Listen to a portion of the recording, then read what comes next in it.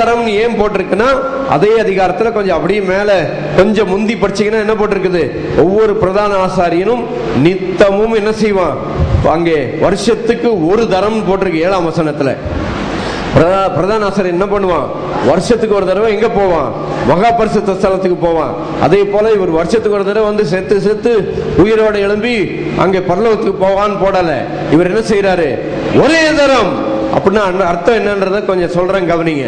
Credit கார்டுல கடன் வாங்குற மாதிரி என்ன பண்ணாங்க, பழைய ஏற்பாடுல எல்லாரும் வருஷத்துக்கு ஒரு தடவை அந்த பிரதான ஆசாரியன் தன்னுடைய பாவத்திற்காகவும் ஜனத்துடைய பாவத்திற்காகவும் ஒரு ஆடை பலி செலுத்தி எங்க போவான், மகா பரிசுத்த ஸ்தலத்துக்கு. எப்போ போவான், வருஷத்துக்கு ஒரு தடவை. அந்த வருஷத்துக்கு ஒரு தடவை போற அந்த பாவ மன்னிப்பு எவ்வளவு நாளைக்கு நிக்குது?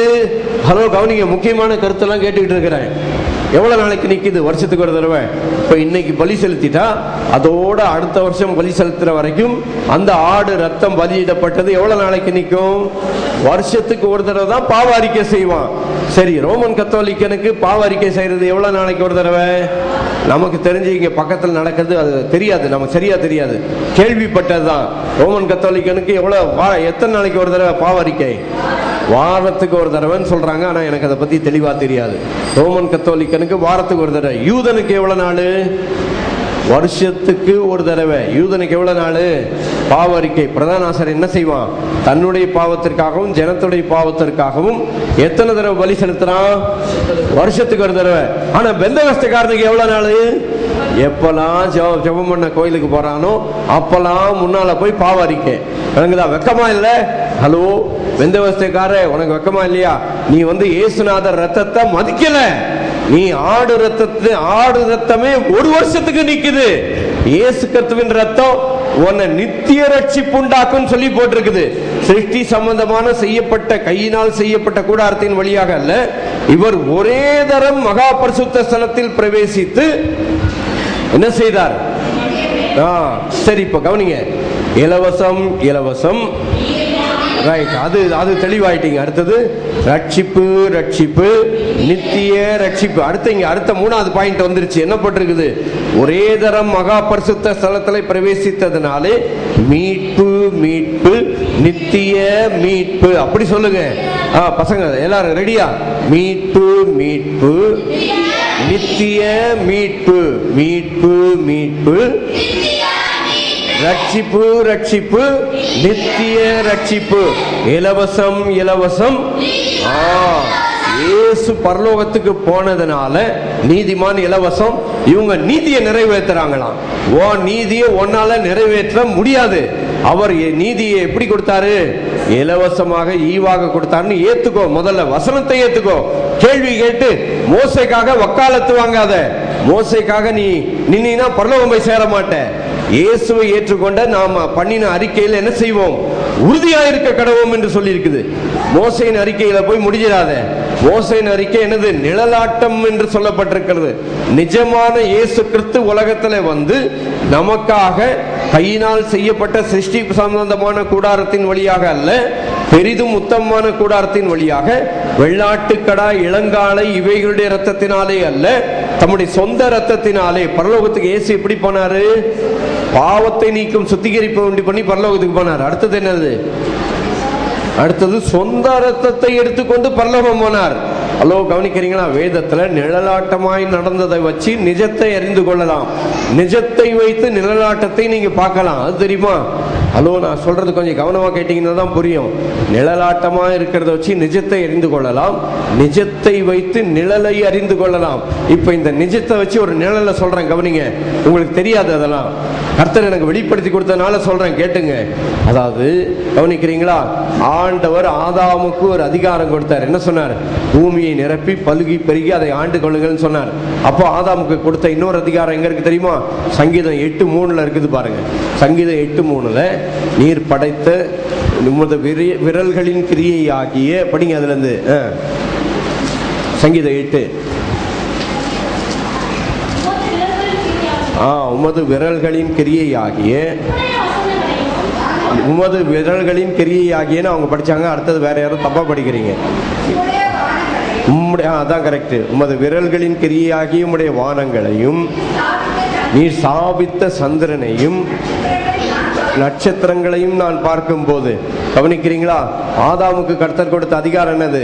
உமது விரல்களின் கிரியையாகிய வானங்கள் மேலையும் சந்திரன் மேலையும் சூரியன் மேலையும் கர்த்தர் யாருக்கு அதிகாரம் கொடுத்தாரு? ஆதாமுக்கு. அப்போ ஆதாம் சாத்தானுக்கு கீழ்ப்படிஞ்சப்போ அந்த அதிகாரம் யார்கிட்ட போயிடுச்சு? பரலோகம் போற அதிகாரம். எப்படி பரலோகத்தில் இருக்கிற இயேசு ஆதாமிடத்துல வந்து பேசினாரோ, கவனிங்க, இதெல்லாம் எந்த பாஸ்டருக்கும் தெரியாது. கவனிங்க, அப்பதான் புரியும். பரலோகத்தில் இருந்த தேவன் எப்படி ஆதாமிடத்துல பூமியில வந்து பேசினாரோ, அதை போல பூமியிலிருந்து ஆதாமுக்கு எங்க அதிகாரம் இருந்துச்சு? வானத்து மேலையும் சூரியன் மேலையும் சந்திரன் மேலையும் என்ன இருந்தது? அதிகாரம். இந்த அதிகாரத்தை ஆதாம் யார்கிட்ட கொடுத்துட்டான்? சாத்தான் கிட்ட கொடுத்ததுனால யோபின் புஸ்தகத்துல யாரை பத்தி? யோபை பத்தி பேசுறதுக்கு சாத்தான் எங்க போயிட்டான்? பரலோகம் போயிட்டான். இப்ப முக்கியமான கருத்து சொல்றேன். இயேசு ஏன் பரலோகத்துக்கு சொந்த ரத்தத்தை கொண்டு போனாருன்னு சொல்லிட்டு இருக்கிறேன். கவனிக்கிறீங்களா? வருஷத்துக்கு ஒரு தடவை பிரதான ஆசாரின்னு எங்க போவான்? மகா பரிசுத்த ஸ்தலத்துல போய் அந்த கிருபாசனத்து மேல ரத்தத்தை எத்தனை தடவை தெளிப்பான்? 7 தடவை தெளிப்பான். இவர் சொந்த ரத்தத்தை கொண்டு பரலோகம் போனாரு போட்டிருக்குது. அங்க போய் அங்க 7 தடவை ரத்தத்தை தெளிக்கிறதுக்கு ஏன் தெளிக்கணும்னு யோசித்து பார்த்தா, இந்த ஆதாம் சாத்தானுக்கு எந்த அதிகாரத்தை கொடுத்துட்டான்? பரலோகத்துக்கு சாத்தான் போற அதிகாரத்தை ஆதாம் சாத்தான் இடத்துல கொடுத்துட்டான். இன்னைக்கு சாத்தான் பரலோகம் போக முடியுமா? ஒரு சிலருக்கு ஏதாவது பலவீனமோ பிரச்சனையா வந்துட்டா ஒரு சில ஆள் இன்னும் சொல்லுது. என்ன சொல்லுது தெரியுமா? யோபை போல பிரச்சனை வந்துருச்சு, சாத்தான் ஆண்டவர்கிட்ட போய் பர்மிஷன் வாங்கி கொடுத்துட்டான் அப்படின்றாங்க. யோபுக்கு வந்த பிரச்சனை இன்னைக்கு வர முடியாது. காரணம் என்ன? இயேசு சொந்த ரத்தத்தை கொண்டு போய் பரலோகத்துக்கு போயிட்டாரு. அந்த சாத்தான் வந்த அந்த அசுத்தமான இடத்தையும் தம்முடைய ரத்தத்தை கொண்டு போய் சுத்தமாக்கி விட்டார். ஹல்லேலூயா! எத்தனை பேருக்கு புரியுது? விளங்குதா? இயேசு தம்முடைய சொந்த ரத்தத்தை கொண்டு போய் பரலோகத்துக்கு போய் பரலோகத்தையே சுத்தமாக்கி விட்டார். ஆகவே சாத்தான் இன்றைக்கு எங்க போக முடியாது? பரலோகம் போக முடியாது. அந்த அதிகாரத்தை பயன்படுத்தி தான் சாத்தான் வந்து மத்தேயு 4:4 லூக்கா 4:4 இயேசு இடத்திலே வந்து சாத்தான் சொன்னான், இவைகளின் எல்லா அதிகாரமும் எனக்கு கொடுக்கப்பட்டிருக்கிறதுன்னு இயேசு இடத்திலே போய் சொன்னான். யாரு? ஆதாம் கொடுத்த அதிகாரத்தை. ஆனா ஆண்டவர் இயேசு என்ன பண்ணாரு? மத்தேயு 28:18 அதை ரிவர்ஸ் பண்ணிட்டாரு. என்ன ரிவர்ஸ் பண்ணாரு? சாத்தான் இடத்துல இருக்கிற அந்த அதிகாரத்தை பிடுங்கி சொந்த ரத்தத்தை கொண்டு பரலோகத்துக்கு போனதுனால சாத்தான் அந்த இடத்துல இன்னைக்கு என்ன செய்ய முடியாது? போக முடியாது.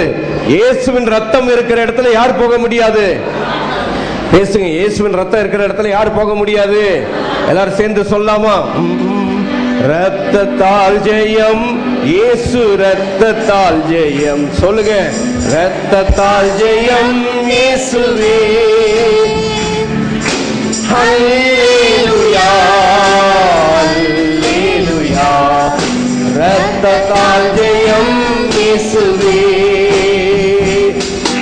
இயேசு ஜெயித்தார், இயேசு ஜெயித்தார், இயேசு ஜெயித்தார் சாத்தானை. ஹல்லேலூயா, ஹல்லேலூயா. இயேசு ஜெயித்தார் சாத்தானை. ரைட். சொந்த ரத்தத்தை கொண்டு பரலோகத்துக்கு போனார். அதனால இன்னைக்கு சாத்தான் எங்க போக முடியாது? பரலோகத்துக்கு என்ன செய்ய முடியாது? போக முடியாது.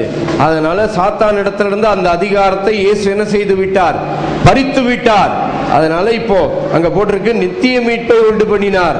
மீட்பு, மீட்பு, ரட்சிப்பு, ரட்சிப்பு, மீட்பு, மீட்பு. அடுத்தது என்னது? இலவசம், இலவசம். இந்த நீதிமான் இலவசம் தெரியாததுனால உன் நீதியை நிறைவேற்று, get right with God, get right with காட்னு எல்லா பிரசங்கியும் பிரசங்கம் பண்றாங்க. ஹலோ, எனக்கு கூட நிறைய பேர் எழுதுறாங்க, இந்த கற்பனை எல்லாம் கை கொண்டாதானே அப்படின்னு. எல்லா நீதியும் இயேசு நிறைவேற்றிட்டு என்ன சொல்லிட்டாரு? என்னுடைய நீதியை இலவசமாக ரோமர் 3:25 ஈவாக ரோமர் 5:17 உங்களுக்கு எனக்கு என்ன செஞ்சிருக்கிறார்? தந்திருக்கிறார். எப்படி? நீதிமான், நீதிமான், இலவசம், இலவசம். சொல்லுங்க. இலவசம், இலவசம். ரட்சிப்பு, ரட்சிப்பு. இலவசம், இலவசம்.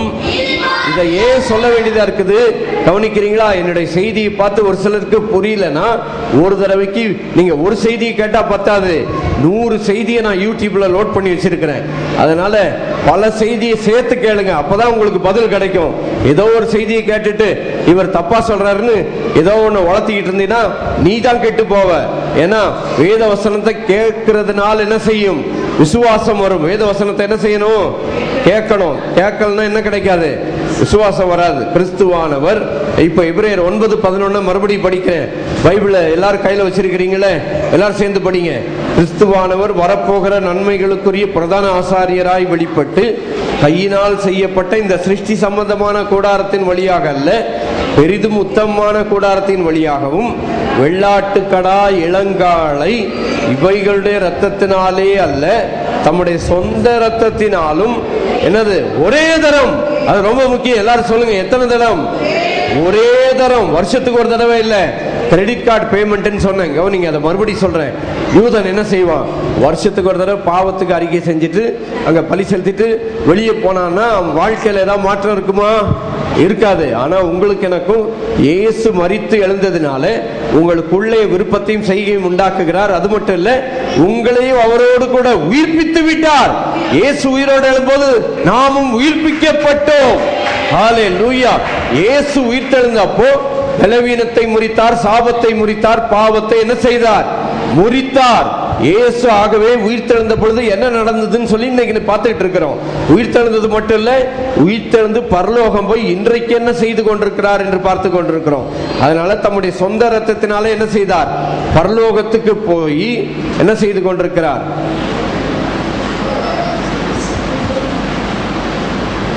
அதே பக்கத்திலே இங்க இந்த பக்கம் வந்துருங்க, 8:27 போட்டிருக்கு பாருங்க. தம்மைத்தாமே பலியிட்டதினாலே இதை ஒரே தரம் செய்து முடித்தார். செய்து முடித்து என்ன செய்தார்? செய்து முடித்து மறுபடியும் அங்க 8ஆம் அதிகாரத்தில் பரலோகத்திலே மகத்துவமுள்ள ஆசனத்தில் உட்கார்ந்து சொந்த ரத்தத்தை கொண்டு போய் மகத்துவமுள்ள ஆசனத்திலே தாம் செய்து முடித்த கிரியைகள் நிமித்தமாய் அங்கே உட்கார்ந்து இருக்கிறார். உட்கார்ந்தது மட்டும் இல்ல, எபேசியர் 2:7 சொல்லி இருக்குது, உங்களை என்ன செஞ்சிருக்கிறார்? அவரோடு கூட உன்னதத்திலே உட்கார வைத்து விட்டார். நீங்கள் நானும் இயேசுவோடு கூட எங்க உட்கார்ந்து இருக்கிறோம்? பரலோகத்துல அவரோடு கூட உட்கார்ந்து இருக்கிறோம். ஹல்லேலூயா. ஆடு பலி செலுத்தினவன் பரலோகத்துல போய் உட்கார முடியாது. இயேசுவை நீ நம்பினால் மட்டுமே பரலோகத்துல நீ உட்கார முடியும்.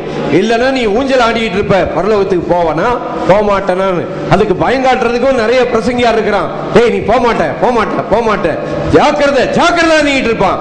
அந்த பிரசங்கியாரே சொல்றேன், நானே போவனான்னு எனக்கு சந்தேகமா இருக்குன்னு. அந்த பிரசங்கியார் பிரசங்கத்தையும் போய் கேட்டு உட்கார்ந்துட்டு இருக்கிறீங்க பாருங்க. இயேசு கிறிஸ்துவின் ரட்சிப்பு என்னது? நித்திய ரட்சிப்பு.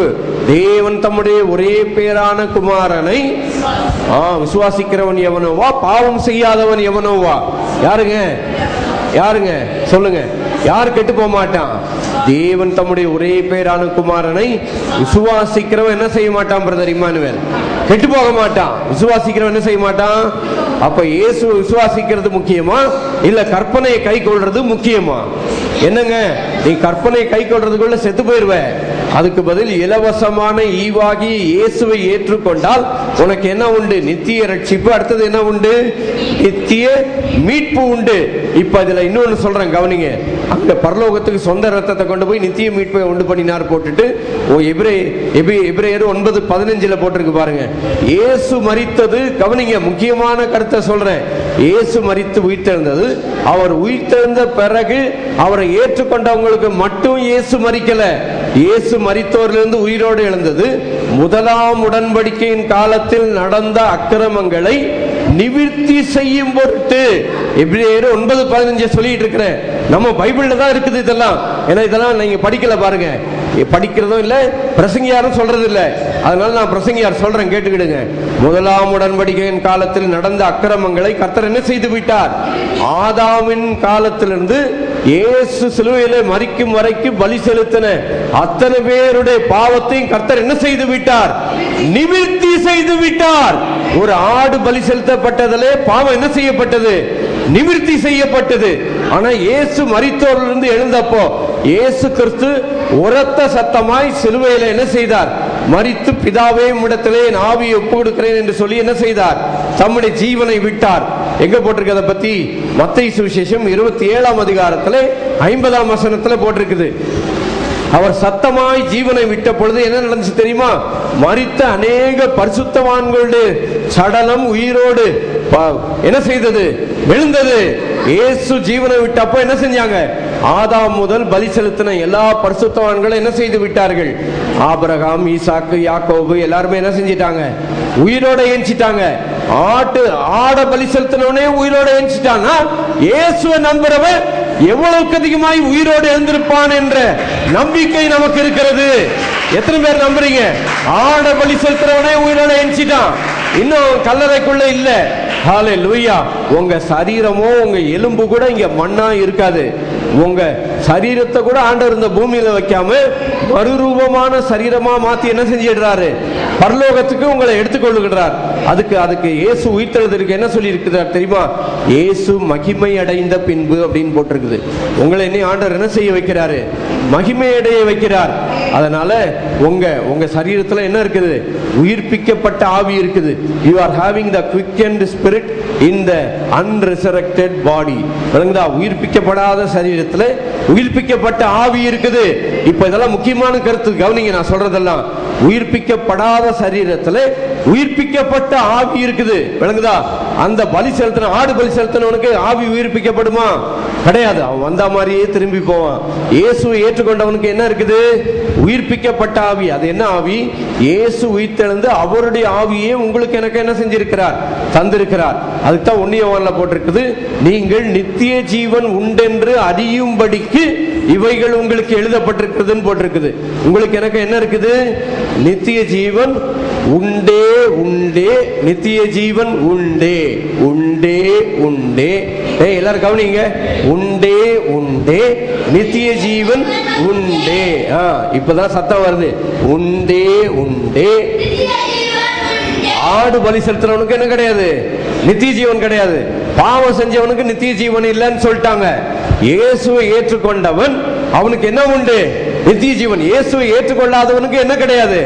ஆதாமுடைய பாவத்துல வாழ்ந்து இயேசுவை ஏற்றுக்கொள்ளாதவனுக்கு என்ன கிடையாது? நித்திய ஜீவன் கிடையாது. ஹலோ, கவனிக்கிறீங்களா? யாருக்கு நரகம் கிடையாது? பாவம் செஞ்சவன் நரகத்துக்கு போறதில்லை.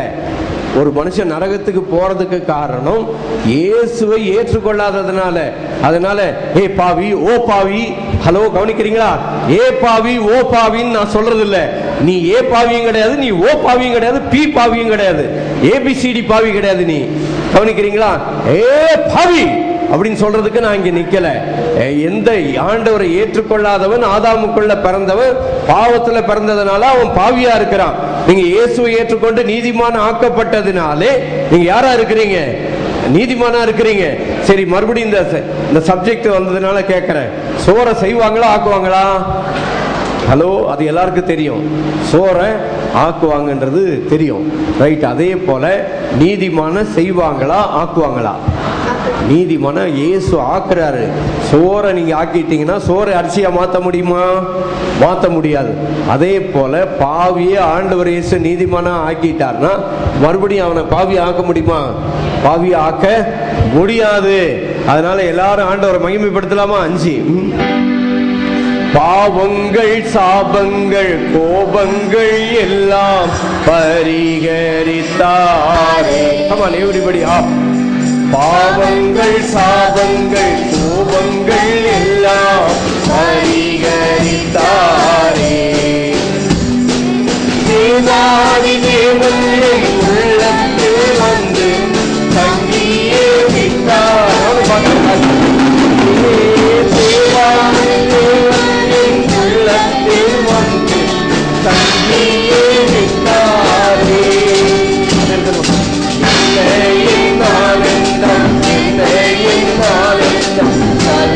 என்னுடைய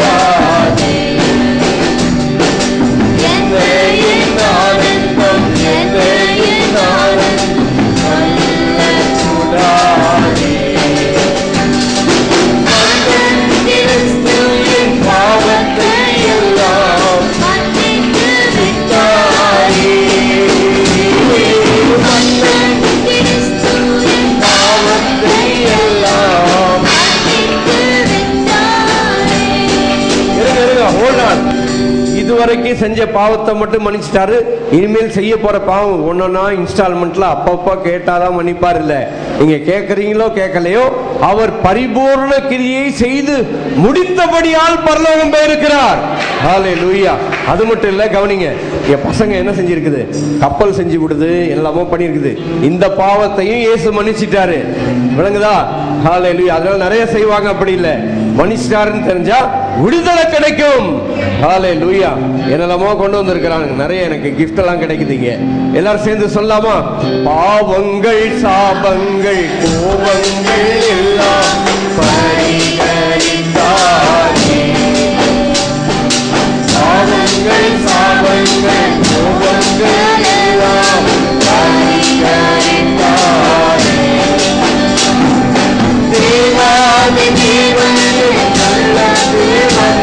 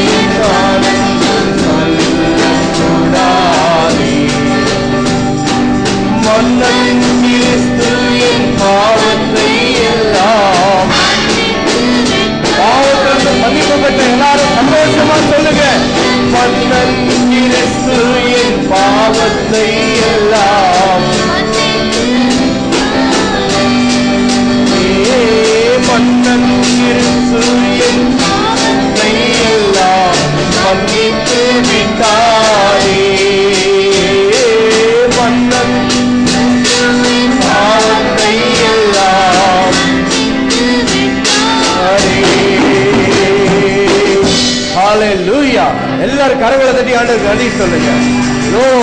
ஹல்லேலூயா. இன்னும் சகோதரர்களா இன்னும் முடியல. அச்சயன் பட்சமாய் ரட்சிப்பை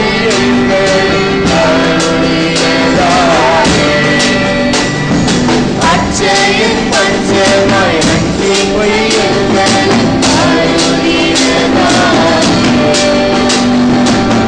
நிச்சயம் இயேசுவை பற்றியே சாட்சி அவரே நீதியதே.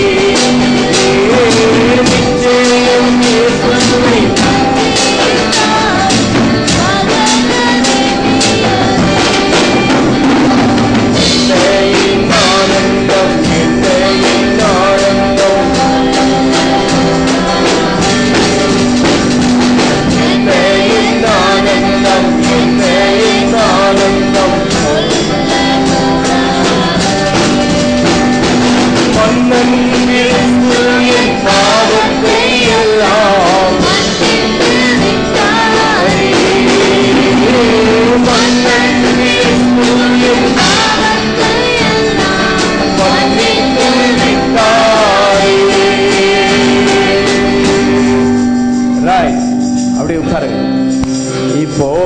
எபிரேயர் 9ஆம் அதிகாரத்தில் பார்த்தோம். இயேசு பரலோகத்துக்கு போய் என்ன செய்தார்? தம்முடைய சொந்த ரத்தத்தை பரலோகத்துக்கு கொண்டு போனதுனாலே உங்களுக்கு எனக்கு என்ன செய்தார்? நித்திய மீட்பை உண்டு பண்ணினார். எல்லாரும் சொல்லுங்க, மீட்பு மீட்பு மீட்பு மீட்பு நித்திய மீட்பு. விளங்குதா? உங்களுக்கு எனக்கு ஆண்டவர் நித்திய மீட்பை உண்டு பண்ணினார். பைபிள் காலேஜ் படிக்கிற மாணவர்களும் பிரசங்கிக்கிறவர்களும் கொஞ்சம் கவனிச்சு தெரிஞ்சுக்கிடுங்க. ஆண்டவர் இயேசு தற்காலிகமான மீட்பை உண்டாக்கல. இயேசு என்ன மீட்பை உண்டாக்கினார்? நான் ஒரே வசனம் சொல்றேன் நினைக்காதீங்க. இன்னொரு வசனம் வேணும்னா தானியேல் 9:24 படிங்க.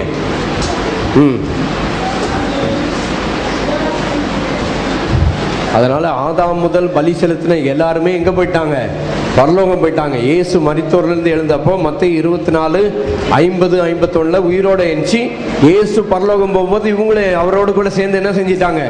கூடவே போயிட்டாங்க.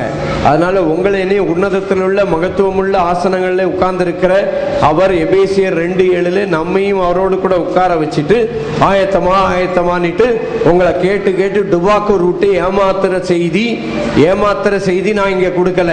இயேசு உங்களை என்ன எங்க உட்கார வச்சுட்டாரு? கொலோசியர் 1:13 சொல்லுது. 1:12-13 இருளின் அதிகாரத்திலிருந்து நம்மை விடுதலையாக்கி தமது அன்பின் குமாரனுடைய ராஜ்யத்தில் என்ன செய்து விட்டார்? உட்படுத்தி விட்டார். நீங்க இருட்டில் இருக்கிறீங்களா? குமாரனுடைய ராஜ்யத்திற்கு வந்துட்டீங்களா? இயேசுவை ஏத்துக்கிட்டவங்களா எங்க வந்துட்டீங்க? குமாரனுடைய ராஜ்யத்துக்கு வந்துட்டீங்க. கொலோசியர் 1:12. நீங்க நான் பாஸ்டர் சொல்றது தப்பா இருக்குன்னு சொல்லி அப்படியாவது நீங்க பைபிளை கொஞ்சம் திறந்து தேடி பார்த்து அப்படியாவது வசனத்தை வாசிக்க ஆரம்பிச்சீங்கன்னா ரொம்ப நல்லது. ரைட். இப்ப தானியேல் 9:24 படிங்க. மீறுதலை தவிர்க்கிறதற்கும், பழைய ஏற்பாடுல போட்டிருக்குது, மீறுதலை தவிர்க்கிறதற்கும் பாவங்களை தொலைக்கிறதற்கும். உங்க பாவத்தெல்லாம் கர்த்தர் இயேசு சிலுவையில என்ன செஞ்சிட்டாரு? தொலைச்சிட்டாரு. பாவம் என்ன செய்து விட்டது? 2000 வருஷத்துக்கு முன்னால நீங்க கடந்த கால, நிகழ்கால, எதிர்கால எல்லா பாவத்தையும் கர்த்தர் என்ன செய்து விட்டார்? தொலைத்து விட்டார். மீறுதலை தவிர்க்கிறதற்கும், பாவங்களை தொலைக்கிறதற்கும், அக்கிரமங்களை நிவர்த்தி செய்கிறதற்கும், நித்திய மீட்பை வருவிக்கிறதற்கும். நித்திய நீதி. ஆஹா, நித்திய நீதின்னு போட்டிருக்கு. உங்களுக்கு எனக்கு ஆண்டவர் நீதி, நீதி, நித்திய நீதி, ரட்சிப்பு, ரட்சிப்பு, நித்திய ரட்சிப்பு, மீட்பு, மீட்பு, நீதி, நீதி, நித்திய நீதி. உங்களுக்கு எனக்கு ஆண்டவர் இயேசு இலவசமான ஈவாக தற்காலிகமான நீதியை தரல. எப்படிப்பட்ட நீதியை கொடுத்தாரு? நித்திய நீதியை கொடுத்தார்.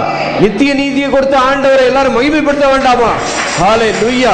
அந்த நீதினா என்னன்னு தெரிஞ்சதுன்னா நீங்க துள்ளி குதிப்பீங்க, உட்கார மாட்டீங்க. ஏன் தெரியுமா? நீங்க ஒண்ணுமே செய்யாம இலவசமா ஈவா அவருடைய நீதி உங்களுக்கு எனக்கு என்ன தந்துட்டாரு? இலவசமா.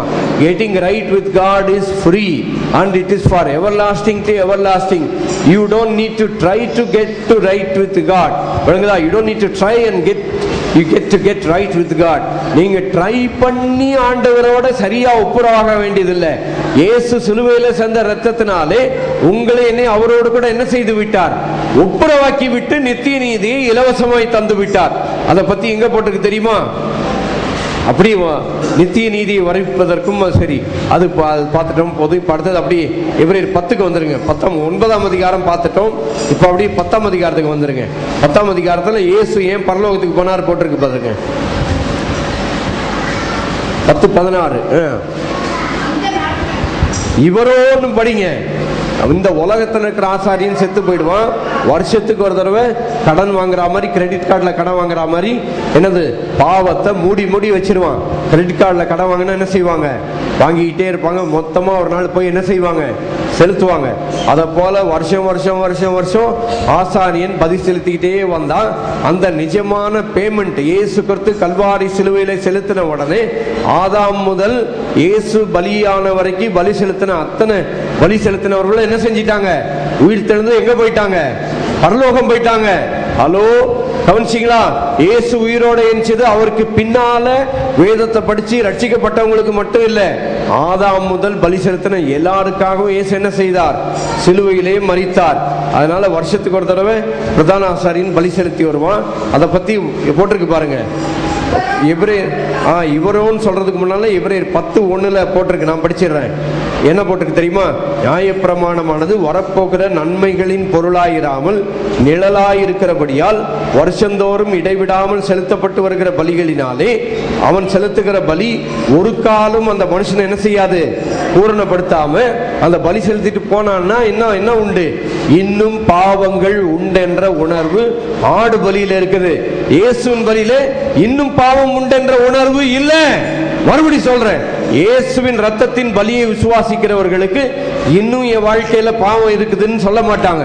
ஏன்னா அந்த பாவத்தை முற்றிலுமாய் ஆண்டவர் என்ன செய்து விட்டார்? சிலுவையிலே சுமந்து தீர்த்து விட்டார். உங்கள் பாவங்களை கர்த்தர் தொலைத்து விட்டார் சிலுவையிலே. ஹல்லேலூயா. இவரோ இப்ப படிங்க, பாவங்களுக்காக ஒரு பலியை செலுத்தி அவன் என்ன செய்வான்? வருஷத்துக்கு ஒரு தடவை பலி செலுத்திக்கிட்டே இருந்தான். இவர் என்ன செய்தார்? ஒரே பலியை செலுத்தி என்றென்றைக்கும் தேவனுடைய வலது பார்சத்தில் என்ன செய்தார்? உட்கார்ந்தார். பாவத்திலிருந்து பலி செலுத்தினதுனால எங்க உட்கார்ந்து இருக்கிறாரு? பரலோகத்துல உட்கார்ந்து இருக்கிறாரு. பரலோகத்துல உட்கார்ந்து என்ன செய்யறாருன்னு சொல்லி அங்க போட்டிருக்கு பாருங்க. எபிரேயர் 9 24 படிங்க. 24.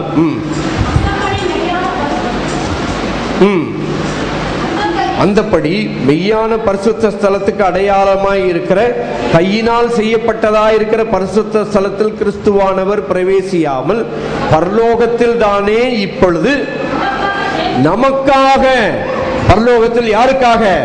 நமக்காக தேவனுடைய சமூகத்தில் பிரத்யட்சமாகும்படி பிரவேசித்திருக்கிறார்.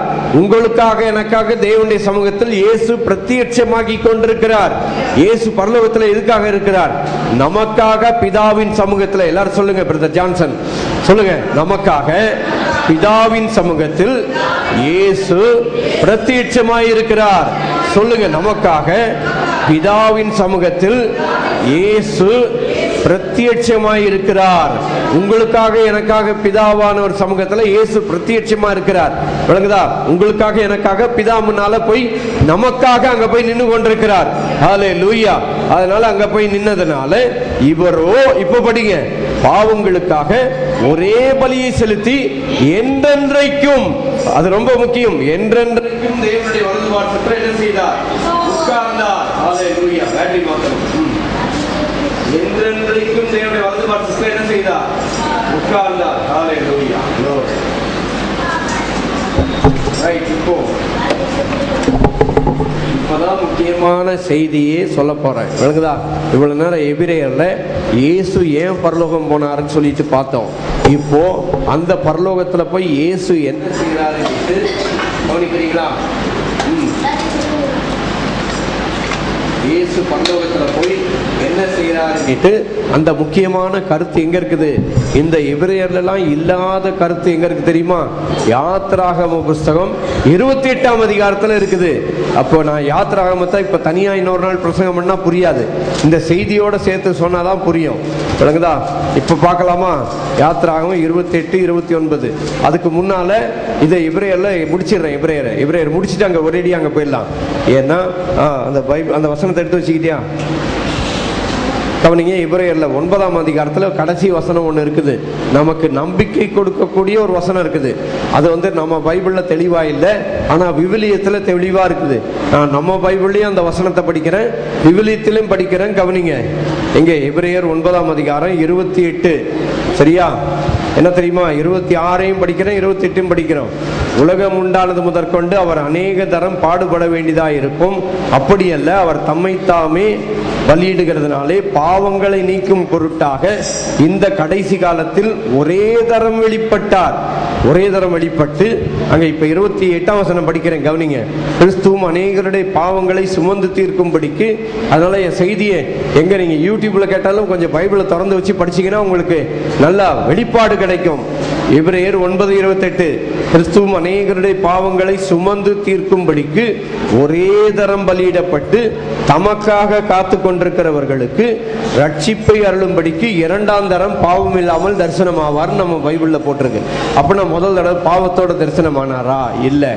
முதல் தடவை பாவத்தை நீக்கிறதுக்காக வந்தார். 2ஆவது தடவை அந்த பாவம் நீக்கிற அந்த பலியை விசுவாசித்து ஏற்றுக்கொண்டவர்களுக்காக நித்திய மீட்பை அருளும்படிக்கு 2ஆவது தடவை வர்றார். அதை பத்தி இங்க விவிலியத்துல போட்டிருக்கு. படிக்கிறியா? 9:18. அவ்வாறே கிறிஸ்துவும் பல்லோர் பாவங்களை போக்கும் பொருட்டு ஒரே முறையில் எக்காலத்திற்குமே தம்மைத்தாமே, அதாவது இயேசு செஞ்ச பலி அவர் out of time, outside time, அவர் காலகட்டத்துக்கு அப்பாற்பட்டவர். எக்காலத்திற்கும் ஒரே பலியாக இயேசு கிறிஸ்து தம்மைத்தாமே ஒப்பு கொடுக்கும்படி வந்தார். மீண்டும் தோன்றுவார். முதல் தடவை வந்தாரு, பாவத்தை நீக்கிறதுக்காக வந்தாரு. மீண்டும் தோன்றுவார். அப்பொழுது பாவத்திற்கு பரிகாரம் செய்வதற்கு அன்று தமக்காக காத்திருப்பவர்களுக்கு மீட்பை அளிக்கும் பொருட்டே தோன்றுவார். இயேசு மறுபடியும் வர்றது எதுக்காக? அவரை ஏற்றுக்கொண்ட எல்லாரையும் தம்மோடு சேர்த்துக்கிறதுக்கு. பாவம் செய்யாதவனுக்கு இல்ல, யாரை ஏற்றுக்கொண்ட எல்லாரையும் சேர்க்கிறதுக்கு.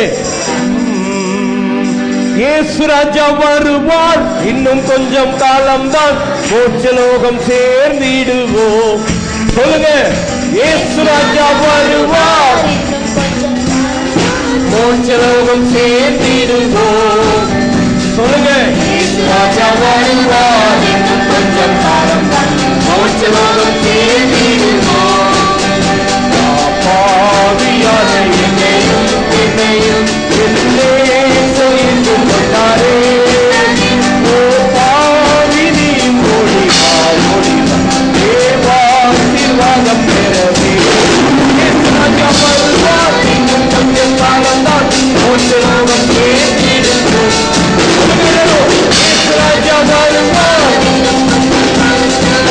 மோசலோகம் சேர்த்திடுவோம். இயேசு ராஜா வருவார், இன்னும் கொஞ்சம் காலம் இயேசு ராஜா வருவார், இன்னும் கொஞ்சம் காலம்.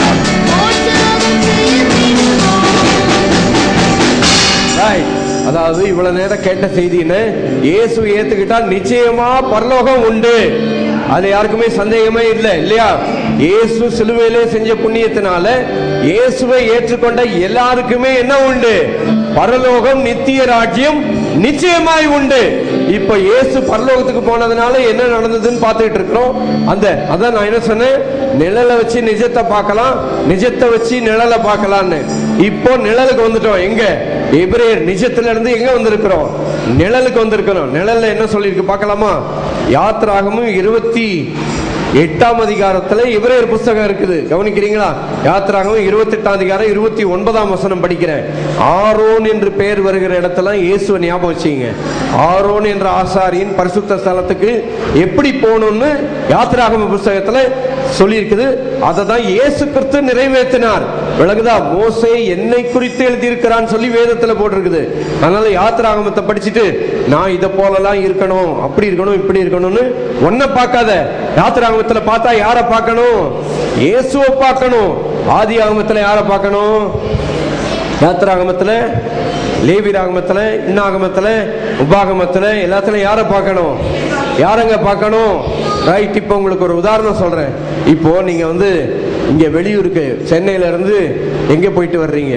விழுப்புரம் போயிட்டு திரும்பி வர்றீங்க. கவனிங்க. ஹலோ, கவனிக்கிறீங்களா? சென்னையில இருந்து விழுப்புரம் போயிட்டு திரும்பி வர்றீங்க.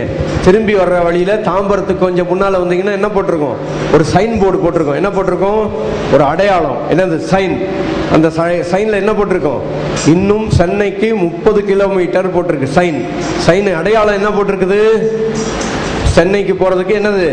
30 கிலோமீட்டர். நீங்க சென்னை சென்னை சென்னை சென்னை நீங்க அடையாளத்தை பார்த்து குதிப்பீங்களா? சென்னைக்கு முதல் முறையா வர்ற ஆளு அடையாளத்தை பார்த்துட்டு சென்னைக்கு வந்துட்டேன்னு குதிக்குமா? இல்ல.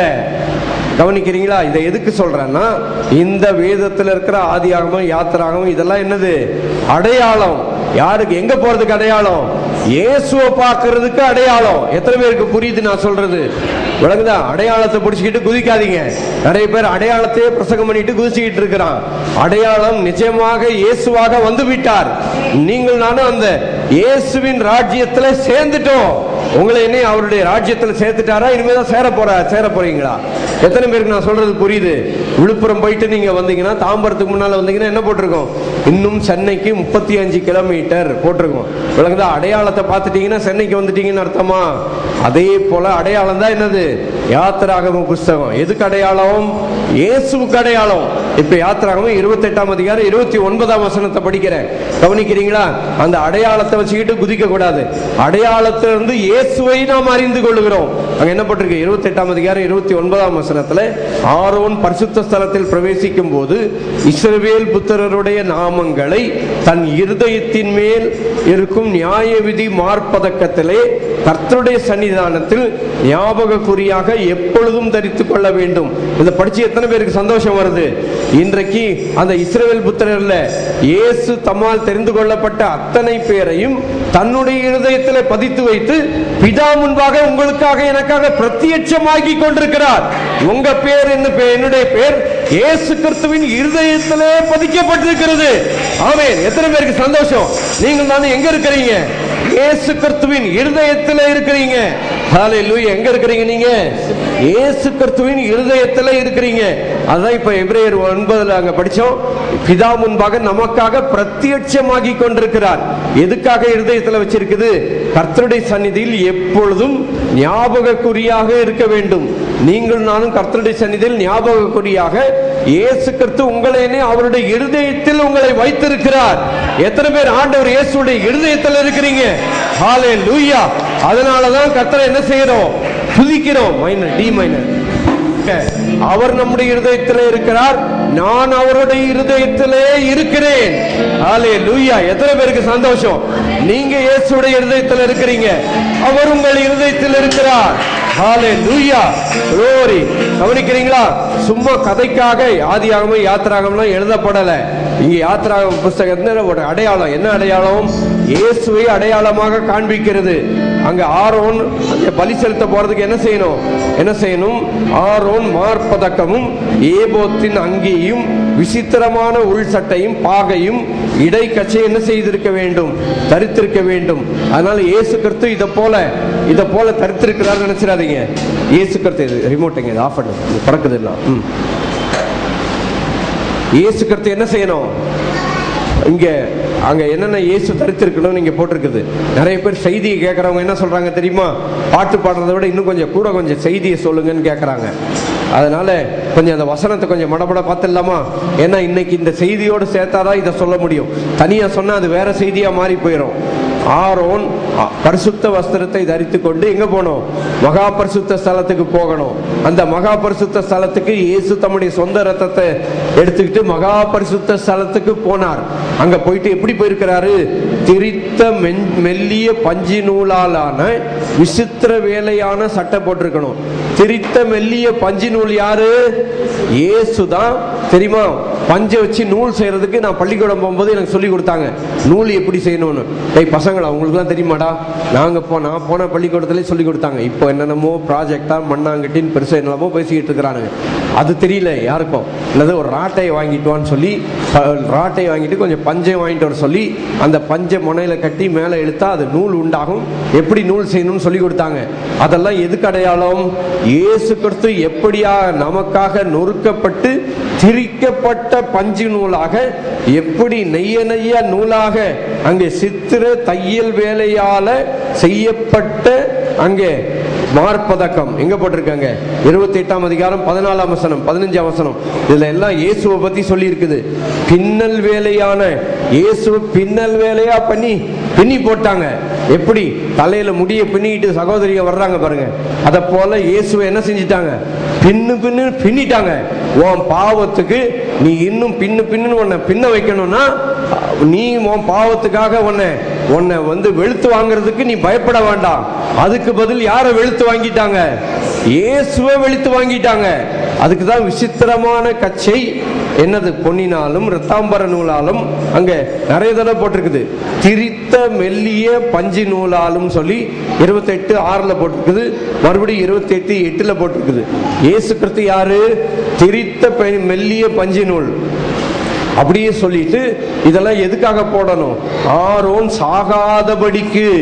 ஆரோன் சாகாம இருக்கன்னா என்ன செய்யணும்? அவன் பாவம் நீங்கணும். அவன் பாவம் நீங்கன்னா என்ன செய்யணும்? ஆடு பலி செலுத்தினா பாவம் என்ன செய்யாது? ஒரு காலம் பாவத்தை நிவிர்த்தி செய்யக்கூடாத பலின்னு இப்பதான் படிச்சோம். அதனால இயேசு கிறிஸ்துவின் பலி என்ன செய்யப்பட்டது? எபிரேயர் 1:3 படிச்சோம். இவர் என்ன செய்தார்? பாவத்தை நீக்கும் பலியாக ஒரே தரம். எபிரேயர் 1 தம்மாலே தாமே பாவத்தை நீக்கும் சுத்திகரிப்பை உண்டு பண்ணி. இல்லைன்னா ஆரோன் மாதிரி இவர் உள்ள போன செத்து போயிடணும். இவர் என்ன செஞ்சாரு? தம்மாலே தாமே பாவத்தை நீக்கும் சுத்திகரிப்பை உண்டு பண்ணி உன்னதத்தில் உள்ள மகத்துவமானவருடைய ஆசனத்திலே உட்கார்ந்தார். அதனால இப்படிப்பட்ட இன்னும் இருக்குது அங்க சூப்பரா இன்னும் இருக்குது. இன்னொரு அடையாளம் அங்க இருக்குது. ஹலோ, இன்னொரு அடையாளம் இருக்குது. இன்னொரு சைன் போஸ்ட் அங்க இருக்குது. இன்னொரு சைன் போஸ்ட் என்னன்னு படிச்சிடலாமா? சாகாதபடிக்கு. ஹலோ, நீங்களும் நானும் சாகாதபடிக்கு ஆரோன் என்ன செய்யணும்? பழைய ஏற்பாடுல ஆரோன் நெற்றியில என்ன போட்டிருக்கணும்? கர்த்தருக்கு பரிசுத்தம். அதனால உன் நெத்தியில கர்த்தருக்கு பரிசுத்தம் இருக்கணும்னு சொல்லி தான் எனக்கு சொல்லி கொடுத்தாங்க. அதனால யாருடைய நெற்றியில இன்றைக்கு கர்த்தருக்கு பரிசுத்தம் போட்டிருக்குது? யாருடைய நெற்றியில போட்டிருக்குதுங்க? இயேசுவாகிய பிரதான ஆசாரியனுடைய நெற்றியில என்ன இருக்குது? கர்த்தருக்கு பரிசுத்தம். அந்த நெற்றிக்குள்ளாக நீங்களும் நானும் இருக்கிறீங்க. இன்னைக்கு பிதாவானவர் உங்க சிந்தையில என்ன குப்பை இருக்குது, பாவம் இருக்குதுன்னு உங்களை பார்க்கல. யாரை பார்த்து உங்களை சேர்த்துக்கினாராங்க? சேர்த்துக்க போறாரு இல்ல. யாரை பார்த்து உங்களை இயேசு தேவன் சேர்த்து கொண்டார்? யாரை பார்த்துங்க சேர்த்து கொண்டாரு? இயேசுவை பார்த்து. அந்த இயேசு கிறிஸ்துவோட சிந்தையில அசுத்தம் வர முடியுமா? அந்த இயேசுடைய சிந்தையில பாவம் வர முடியுமாங்க? அளவு வர முடியுமா? உங்களுக்குள்ள யார் இருக்கிறது? உயிர்த்தெழுந்த இயேசு என்னத்தை உண்டாக்குறார்? பிலிப்பியர் அவர் உயிர்த்தெழுந்ததுனாலே 2:13 உங்களில் விருப்பத்தையும் செய்கையும் கர்த்தர் உண்டாக்குகிறார். அதனால உங்க சிந்தை மேல என்ன போட்டிருக்குது? கர்த்தருக்கு பரிசுத்தம் கருத்துடன் நெற்றியிலே. பதித்திட உதவி செய்யும். அப்படி ஒரு பாட்டு இருக்குது, அதனால பாடின. எனது கர்த்தருக்கு பரிசுத்தம் சொல்லிட்டு நீ பதிச்சுக்கோ, நீ பரிசுத்தமாயிரு. நீ ஒன்னு பரிசுத்தமா வச்சிருக்க முடியாது. அதனாலதான் இயேசுவோட ரத்தத்தினாலே உன்னை சுத்திகரித்து அவருக்குள்ளாக உங்களை என்னை வைத்து விட்டார். இயேசு கிறிஸ்து ஒரே தரம் பலியிடப்பட்டதினாலே, எபிரேயர் 10:10 படிங்க. இப்போ இயேசு கிறிஸ்துவுடைய சரீரம் ஒரே தரம் பலியிடப்பட்டதினாலே அந்த சித்தத்தின்படி நாம் என்ன செய்யப்பட்டிருக்கிறோம்? எல்லாரும் சொல்லுங்க, நாம் பரிசுத்தம் ஆக்கப்பட்டிருக்கிறோம். அந்த வசனத்தை ஸ்கிரீன்ல போடுங்க பிரதர், எல்லாரும் படிக்கட்டும். எல்லாரும் சேர்ந்து படிங்க. இயேசு கிறிஸ்துவின் சரீரம் ஒரே தரம் பலியிடப்பட்டதினாலே அந்த சித்தத்தின்படி நாம் என்ன ஆக்கப்பட்டிருக்கிறோம்? பரிசுத்தம் ஆக்கப்பட்டிருக்கிறோம். பரிசுத்தத்தை செய்வாங்களா ஆக்குவாங்களா? ஹலோ, பரிசுத்தத்தை செய்வாங்களா ஆக்குவாங்களாங்க? ஏய் தம்பி, பரிசுத்தம் செய்வாங்களா ஆக்குவாங்களா? அதனால பரிசுத்தம் செய்ய முயற்சி பண்ணாத, பரிசுத்தம் செய்ய முயற்சி பண்ணாத. விளங்குதா? இயேசு கிறிஸ்துவின் ரத்தத்தினால சுத்திகரிக்கப்பட்டதனால நீங்கள் நானே யாரா மாறிட்டீங்க? பரிசுத்தமாக்கப்பட்டோம். நீ சினிமா பார்க்காததுனால, நீ குடிக்காததுனால நீ பரிசுத்தமாகல. நீ எப்படி பரிசுத்தமான? இயேசுவின் ரத்தம் சுத்திகரித்ததுனால என்ன ஆக்கப்பட்டிருக்கிறோம்? சரி, அந்த பரிசுத்தத்தின் லெவல் என்னங்க? உங்க பரிசுத்தத்தின் எல்லை எவ்வளவு உயரத்துக்கு இருக்குது? பரிசுத்தத்தின் அளவு எவ்வளவு சொல்லுங்க. உங்க பரிசுத்தத்தின் அளவு எவ்வளவுங்க? மோசே மாரியா, எலியா மாரியா, தாவீது மாரியா? யார மாறி உங்க பரிசுத்தம்?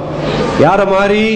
இயேசு கிறிஸ்துவின் ரத்தம் எவ்வளவு தூய்மையாயிருக்கிறதோ அவ்வளவு தூய்மையாக கர்த்தர் உங்களை என்ன செய்திருக்கிறார்? மாற்றி இருக்கிறார்.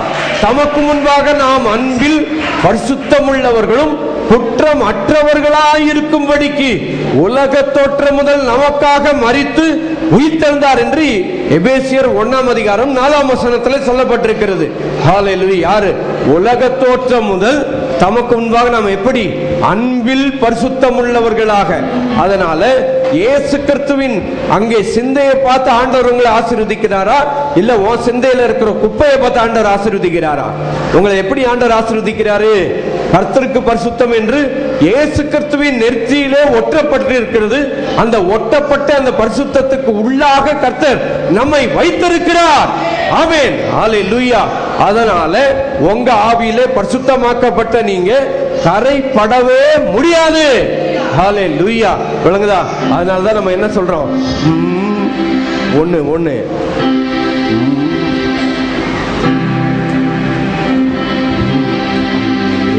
எறும்புலோ இருக்க 2 வாசிங்க. அன்பில் என்னை பரிசுத்தமாக்க உம்மை கொண்டு சகலத்தையும், அன்பில் என்னை பரிசுத்தமாக்க உம்மை கொண்டு சகலத்தையும் உருவாக்கிய நீ முதற் பேரானீரோ, தந்தை நோக்கம் மனாதி என்றோ. உருவாக்கிய நீ முதற் பேரானீரோ, தந்தை நோக்கம் மனாதி என்றோ. ரைட். இயேசு இப்படி நம்மை பரிசுத்தமாக்கி அவருடைய நெற்றியிலே பரிசுத்தம் என்று ஒட்டி நம்முடைய சிந்தையை நித்திய காலமாக பரிசுத்தமாக்கி விட்டார். ஹல்லேலூயா. அது மட்டும் இல்லாம இயேசு மகிமை அடைந்து என்ன செய்தார் சொல்லி யோவான் சுவிசேஷத்துல ஒரு 2-3 வசனம் இருக்கு. அதை மடபட படிச்சிடுறீங்களா?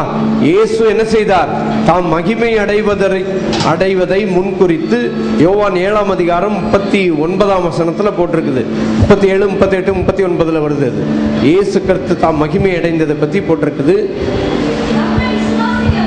தம்மை விசுவாசிக்கிறவர்கள் அடைய போகிற ஆவியை குறித்து இப்படி சொன்னார்.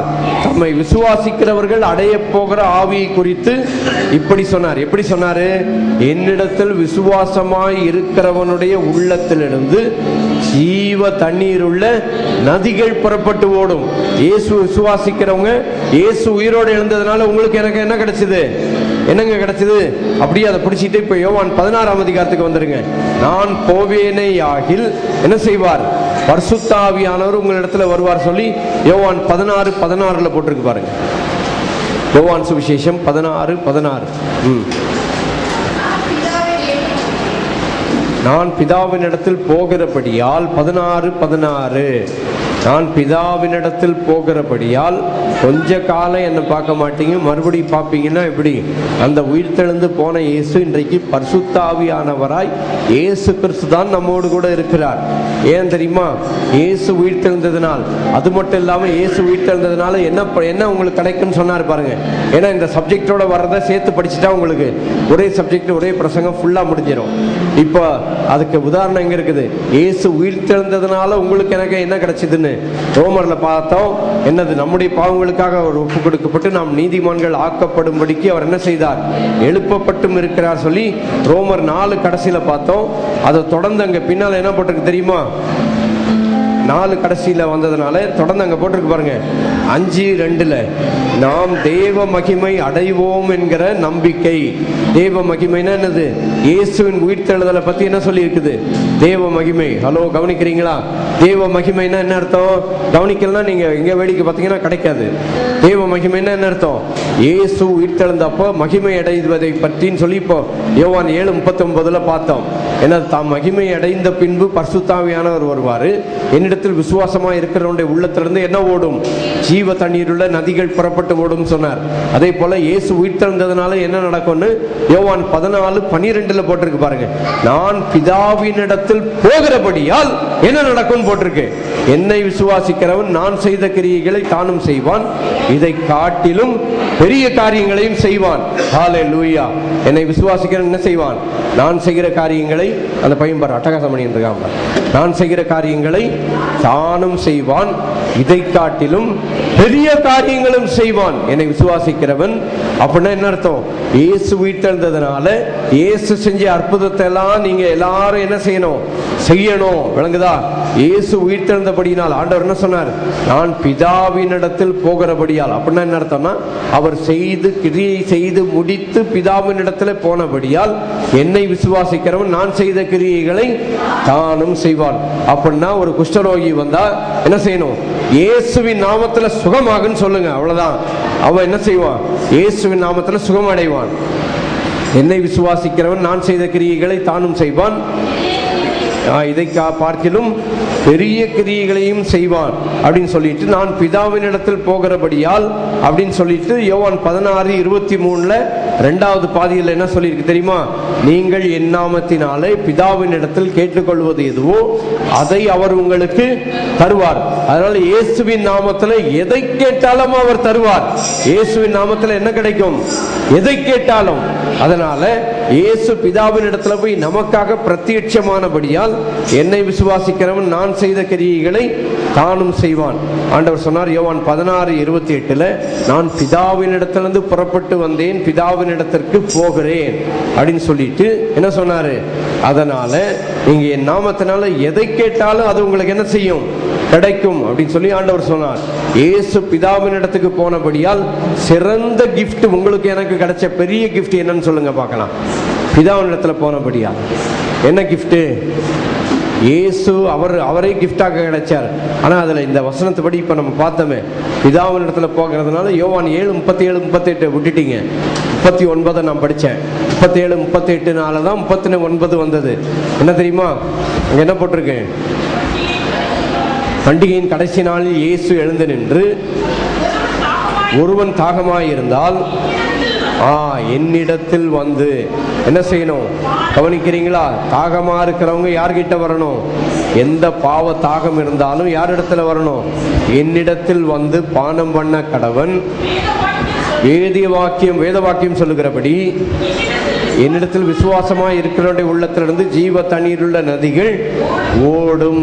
அதை இயேசு உயிர்த்தெழுந்ததினாலே நீங்கள் நானும் சரீரத்தில் மகிமை அடைவோனும் என்ற நம்பிக்கை நமக்கு உண்டாயிருக்கிறது என்று சொல்லி அந்த ரோமர் 5ஆம் அதிகாரம் 3ஆம் வசனத்துல சொல்லி இருக்குது. 4 கடைசியில நாம் நீதிமான்கள் ஆக்கப்படும்படி எழுப்பப்பட்டிருக்கிறார் இயேசு. நாம் நீதிமான் ஆக்கப்படும்படி எழுப்பப்பட்டதினாலே நாம் நம்முடைய சரீரம் நாம் மகிமை அடைவோம் என்ற நம்பிக்கை நமக்கு இருக்கிறது. அது மட்டுமல்லாமல் இயேசு மகிமை அடைந்த பின்பு, இயேசு மரித்து உயிர்த்தெழுந்த பின்பு நடக்கிற காரியம் என்னது? ஜீவ தண்ணீர் உள்ள நதிகள். ஹலோ, உங்களுக்கு எனக்கும் ஒரு பவர் ஆண்டவர் கொடுத்திருக்கிறார். சொல்லுங்களேன், ஆண்டவர் என்ன கொடுத்திருக்கிறார்? பவர் கொடுத்திருக்கிறார். சொல்லுங்க ராகேஷ், சொல்லு, ஆண்டவர் என்ன கொடுத்திருக்கிறார்? பவர் கொடுத்திருக்கிறார். என்ன பவர்? பிசாசை துரத்துற பவர் கொடுத்திருக்கிறார். பிசாசை துரத்துற பவர் யார்கிட்ட இருக்குது? பாஸ்டர் கிட்ட இல்ல, உங்க எல்லார்கிட்டயும் இருக்குது. ஹல்லேலூயா. பிசாசை துரத்துற